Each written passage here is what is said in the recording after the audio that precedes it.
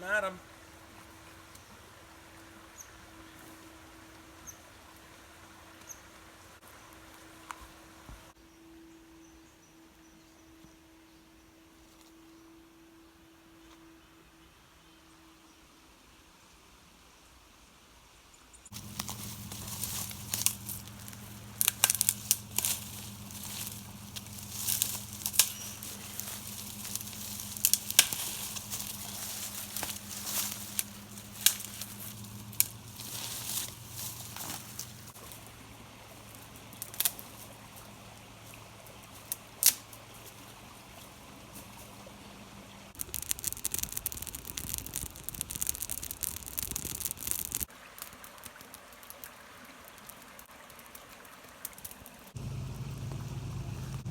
Well, these Carhartts have just about had it. Kind of burning the ends off them here. They keep catching on fire. There we go. Stomp them out.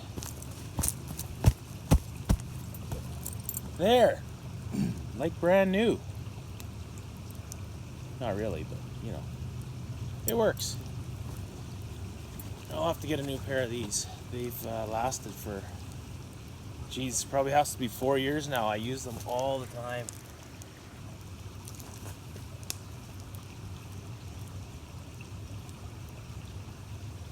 Yeah, they're still good.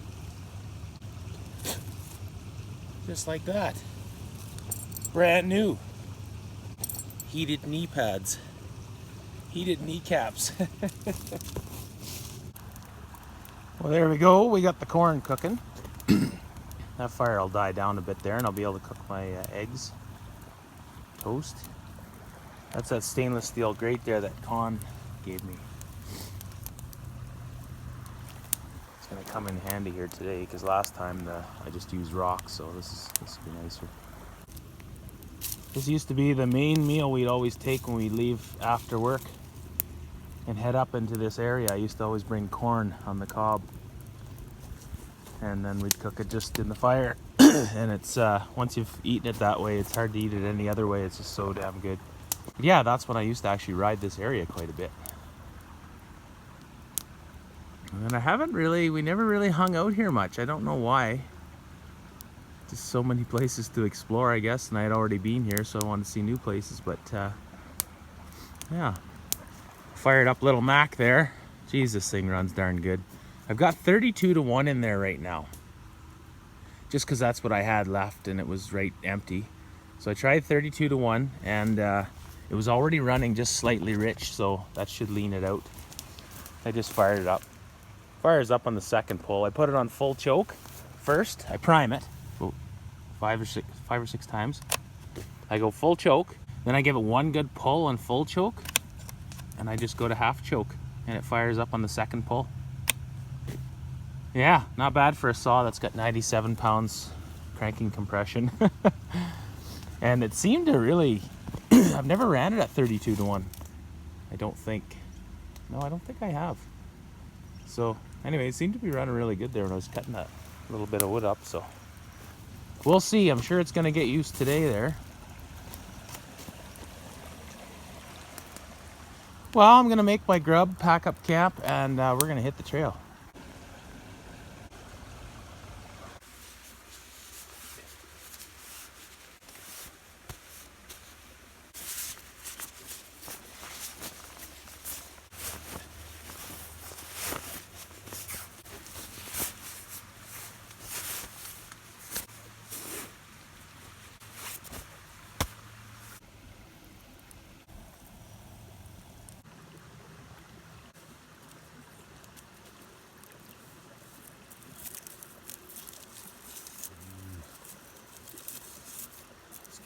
Good, folks.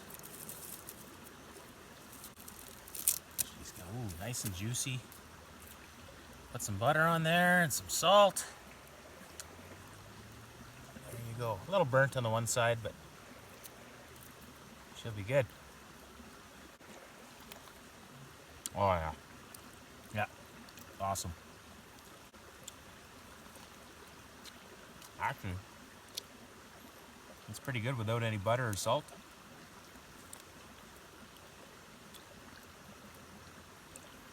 Really good, actually. Yep, try cooking your corn up that way. You don't have to wet it or nothing. Some guys do, but I don't. Just throw her in the fire. Even if you don't have a grate like that, just keep flipping it. That's the trick. Just don't let it sit in one spot too long.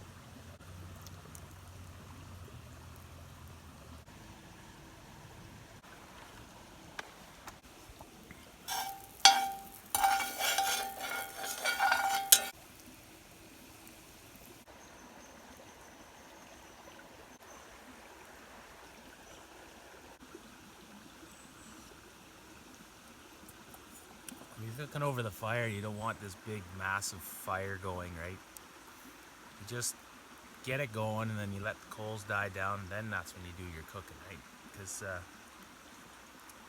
you know, if the flames are this high, you know, it's gonna be pretty busy around your campfire, like cooking. You're gonna be just running around to flip the toast. Everything's burning fast. The eggs are frying too fast. This way is just nice and peaceful, no drama. You know, you drink your coffee, just kind of relax and cook your eggs, your food, your corn. Yeah, pretty relaxing. It's about 10 a.m. I got up about 8, but I've been just taking my time and packing up camp and stuff. So we should be on the trail by about 11:30 by the time I clean up, maybe 11, which is a little bit late, but I was up late. I was up till I think almost 1 a.m. But I slept like a baby, just like the last time I stayed at this camp. Just an unbelievable sleep. But I woke up, something woke me up, and there's construction way down on the highway. And it's not a real busy highway, but they're doing something down there, and I just heard this big bang. It sounded like a gunshot. There's probably a truck dumping in the back hatch there slamming shut. So anyways, it woke me up, and it disturbed the little squirrel that was right near me, so he went wild. And then this little bird came over, a real noisy little bird, just kept coming over, and I wish I would have had my camera, but he came right up to the edge of my cot. There was a tree, you know, like 2 feet away from the edge of my cot, and it came and sat on a branch and just stared at me. And it's kind of cool when you see that stuff, you know. But then I moved, and it took off. Didn't quite know what I was, I guess. Yeah, so I'm gonna finish heating up my grub and pack up, hit the trail. I'm pretty excited. I haven't been on this trail for 5 years, and when I did do it, I was with 2 other people. I was clearing trail. It was funny, I must have cleared probably 40 trees off the trail, and they didn't get off their quads once to come and help me because I was in the lead. You know, usually you're in the back, you see a guy cutting with his chainsaw, you get off, you help him at least pull the log off the trail. No, that didn't happen. I didn't care, I didn't say anything, but it was just kind of funny. I can't just sit there and watch somebody work like that. But anyway, and yeah, so it was cleared in 2017, so it'll be interesting to see how open it is. And I think the horse guys go to these this old mine, you know, but it'd be fun to do some metal detecting. Like, who knows, like I could possibly find something from 1919. Wouldn't that be cool? We'll find out.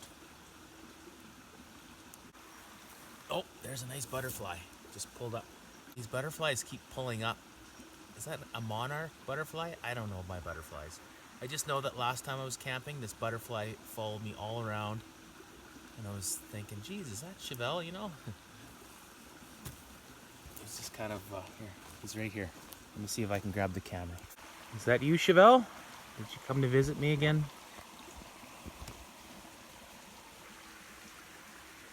Well, my little friend. Maybe it's Chevelle. I don't know, those wings don't look too healthy. This thing looks ancient. It just looks like an old butterfly. Anyway. Oh, there we go. Hey, it flew away. Oh, that was cool. Wonder why it sat there so long. It sat there for probably 5 minutes. And I kept trying to get it to move and it wouldn't move. So I put it on this little stick and then it hung out and then it flew away. Yeah, weird. Maybe that's Chevelle, folks. Maybe that's her. Hey, old timer.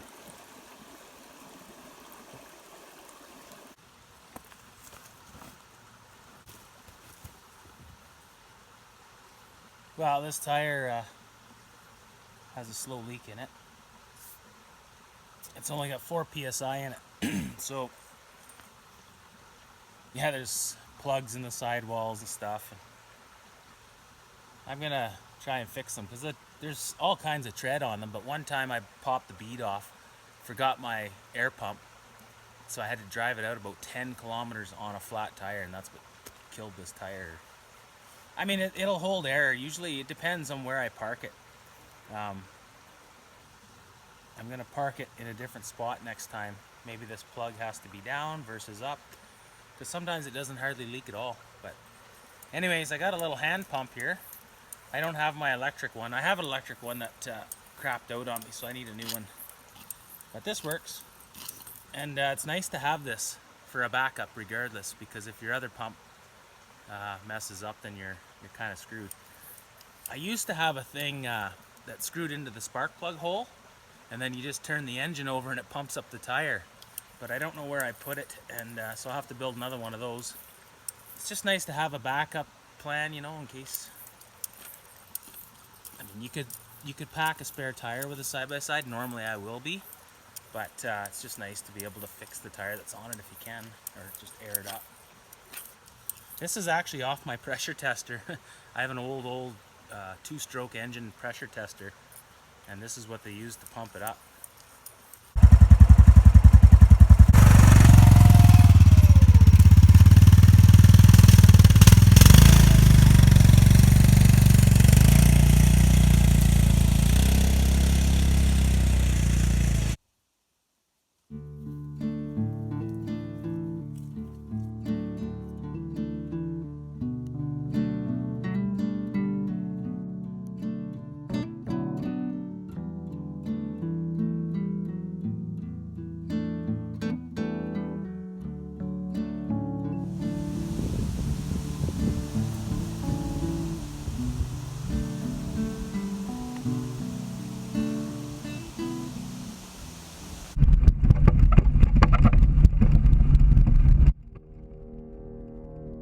So I continue on this old trail. You can certainly tell these are old, like mining or logging roads. They're definitely not just old cut lines. They zigzag and they follow the ridge, and pretty cool trail. They're a little wider here, but eventually they'll tighten up. Well, I just met another fellow and a kid there on their side-by-side. He said there's one good mud hole up here. He said, don't follow my tracks. I got stuck. I had to winch, but yeah, I just can't remember. There's 2 little trails here, an upper and a lower, and I thought they just kind of went to each other, but this one's got the ribbon, so this is probably the one to the mine. He never even heard about it. Like, a lot of guys don't even know about this mine, eh? But I remember this trail. It was pretty grown in 5 years ago. Like, it didn't look like anybody had been quadding it. And it was pretty tight in spots for a quad, so we'll see how it goes with Team China here. The old bush rat. So yeah, I'm just gonna look on my other map because I put a track on my other phone. So I have the old GPS track, so I'll check it out and see which way we went. Okay, so it isn't this trail, but I have been here before.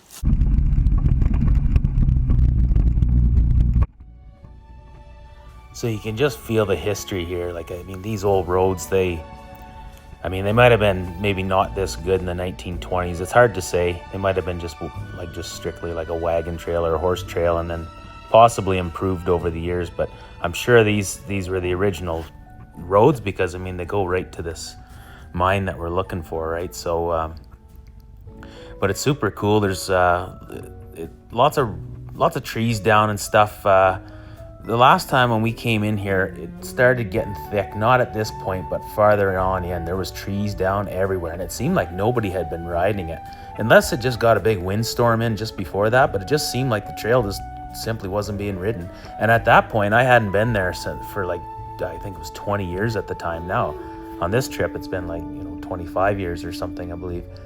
So I knew there was this site where there was an old cook stove or something, and we used to stop there and have a beer and whatnot, but there must have been a house or a building or something, maybe a blacksmith shop or like a place for supplies that people would come in from the, from the next closest town over and maybe bring them to this building. So this is what I'm going to look for now, and you'll see I get the metal detector out here once I get to the spot, and I'm going to start looking for stuff.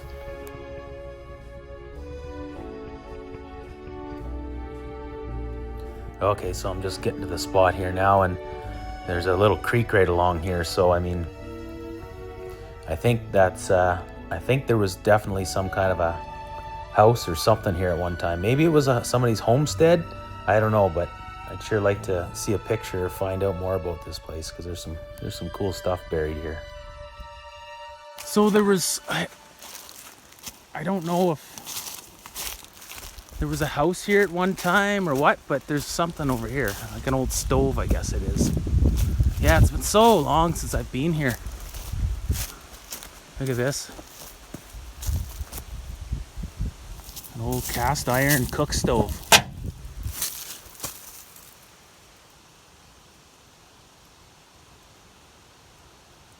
Number 9-21. Does that mean 1921? That's definitely the timeline.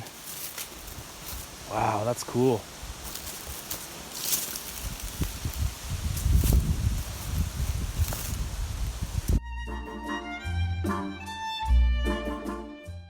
So this stove probably came from the USA. It was built by a company called the Favorite Stove and Range Company, and they were out of Piqua, Ohio. And so that company ran from about 1888 till the early 1930s. So it's hard to say. Like, could have been this could have been something to do with like a homestead, or it could have been directly tied to the mining, or it could have even been later on. It could have had something to do with the sawmills that were in the area. It's hard to say. I'll have to talk to some old timers and see if anybody knows anything about that place. Yeah. So I don't know what else is here. I could get the old metal detector out and probably find something. Yeah, I kind of remember a trail. I thought there was a trail that came in back through here, like an old trail. I don't remember coming in that way. I think this might be it. Yeah, you see there's a trail right there. Look, nobody's using this trail anymore, because I remember coming in and driving past that stove. So I'll have to look on my map and see if this one even shows up. It's so thick in here, usually they don't. There it is. Look at this, eh? Nobody's riding this trail anymore. Well, the animals are using it, but I don't even think the horse guys are using this one. I'll walk around, put a mark on it with my map, or on my map, and oh yeah, the horses are using it. Okay. Well, I don't know if there's any stuff else in here. Like if this was like a little homestead or what. I'll have to dig up, try to find the history of this place. But yeah, I remember coming in this way. I'm pretty sure of it. We'd come in this way through this trail. But that was 25 years ago. Like, look, you can hardly even tell.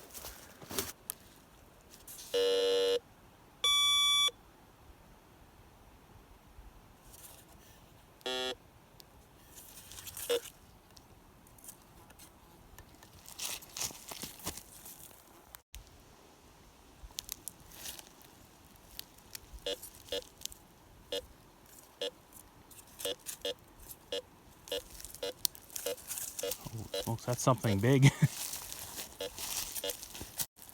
Definitely something big under there. We're gonna check this out. Okay, just old nails. Okay, well, I found some more stuff. Nothing spectacular.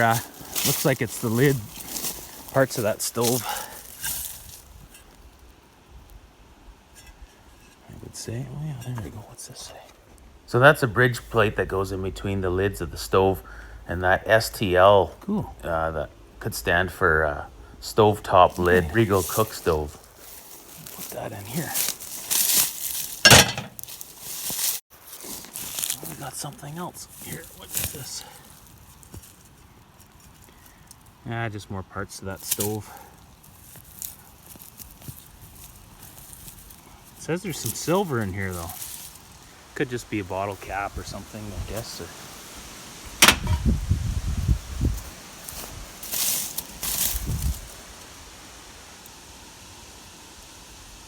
cool to find out if I can figure out what year this thing is. It's definitely around the 20s, I'm thinking. Okay, well, there's probably going to be lots of stuff to find here. Have to come and devote a whole day to it, but I'm on a mission to go to this mine, and I kind of want to put the miles on, you know, just to put some marks on the map and stuff. But yeah, you can definitely tell that at one time this was a clearing, you know, probably like a homestead or something like that, or maybe it was a camp for this mine. I don't know. I'm gonna have to read up on the history and see what I can find. But yeah, it's pretty cool to think that somebody, you know, used to live here at one time. No different than today, just a different time, you know, 1920s versus 2022. Different technology and stuff now, but everything is just about the same. Somebody was digging or buried something here. Check this out. This is all kind of dug up here. I wonder what this is all about. There's rock under it, so I don't think anybody buried a pet or anything like that. There's no cross or... We'll get... put the detector away. I'll go get the metal detector just to see. So I'm not sure what that was. I was using a couple of phones and a couple of GoPros to shoot this whole adventure, so I'm not sure what was there. Maybe somebody buried a body, I don't know. It was possibly a bear dug up. I just can't remember, but it was. I dug into it for a bit, didn't find anything, but yeah, maybe more investigation is needed there. So I'm still en route to the old coal mine here. I'm just taking my time, strolling through, looking at things. I hadn't been here for a long time.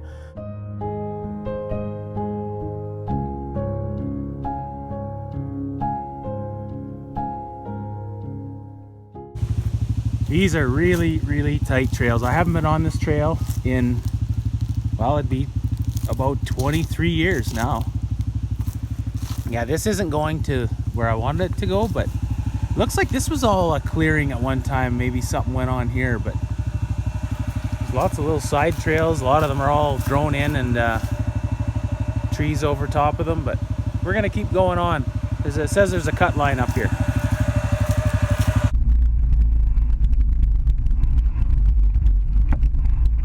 So this video was shot with like an old iPhone SE, I think it is. Just, you know, when iPhone 4s, and we had 4s and 3s, like just tiny little phones.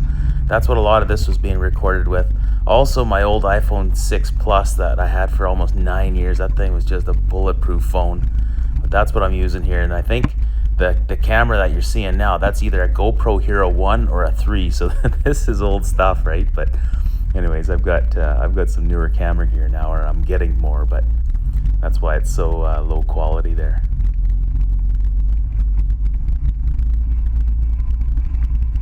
Well, these are super tight trails. This is where it opens up. Power steering would make this so much nicer. They don't look too bad here, but they're pretty tight in areas there. Like the newer, anything bigger than 55 inches is not gonna have fun on this trail, that's for sure. Okay, it looks like it winds around maybe. And there's another trail of some sort down there. Oh, this is a trail right here, through here. The people have been coming up and down it, but it looks like a long time ago. We're just gonna stick to the beaten path, see where it goes.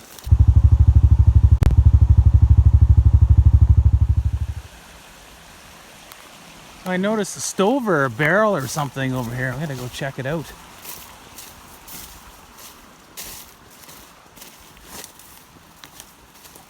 And that's what it is, an old Ooh, is that an old army can?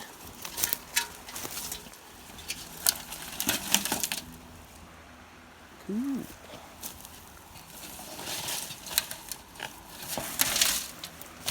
Neat.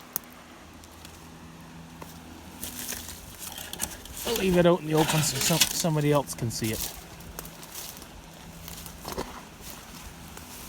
Well, we just crossed the creek and looks like according to the map, we're just looping back to right where we came, but that's okay. We'll just have to take the other trail this time. I haven't been here for so many years anyways, I wanted to check it out, but yeah, it's super tight. Like, this is quad country. The biggest side-by-side you'd ever be able to get through here is something like a Rhino Razor, you know, the 50-inch Razors. Anything bigger, I mean, you might be able to do it, but it's not going to be fun. I'm already going super slow and it's taking me a long time. Okay.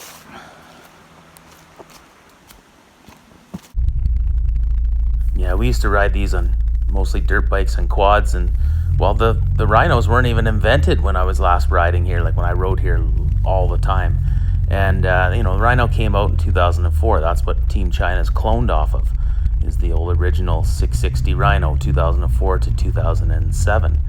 And so when they went to the Rhinos, a lot of those trails that were only, you know, quad width only, they didn't get ridden anymore. So a lot of these trails are either gone or almost grown in, just because there's way less people riding quads now. A lot of people switch to side-by-sides. Of course, now they're huge. You'd never be able to get a 64-inch machine through here. Like, I'm just squeezing through with this little thing. So that's what happened, and that's how they got grown in. A lot of those trails that were tight, they were just quad width only, you know, 48 inches wide, you know, 50 inches max. The Rhinos are like around 50. I think mine with my offset rims is 55 or 56. So, you know, you can make it through, but just barely. There were sections where my tires were scraping, you know, on both sides. So these are probably ridden by mostly guys on horses and stuff. But you can definitely see, like, the trails, they just get grown in. And I don't know, I think the people that ride horses, they do clear some trails as well, but I mean, the quads definitely help keep the trails beaten down, you know. But one other thing I noticed with this area is I didn't have power steering here. I didn't have my lift kit here. You know, a lot of this was the first trips with Team China, you know. I'd only been on a few adventures with it at that time, so it's come a long way, but it was a heck of a workout. Like, my neck muscles were so sore after this trip just from trying to wrestle the steering on that thing. And now with the power steering, it's just a dream, and the engine braking, it's just so easy to drive now. Another old stove. Yeah, it's pretty neat. Like, I don't know, maybe what happened here was, like, when they had that mine, maybe they came and they logged these sections, you know, for the mine shafts. Maybe that's what was out here, was like logging outfits, or because just to come out in the middle of nowhere like this and set up home just seems odd, right? And yeah, another big old stove. So I think I'm either at or close to the old POW work camp here. They had German prisoners of war that came here, and they had a choice just to do nothing, or they could work in these lumber camps, and so that's what they did, a lot of them. They actually really liked being there, most of them, from what the history books say. Okay.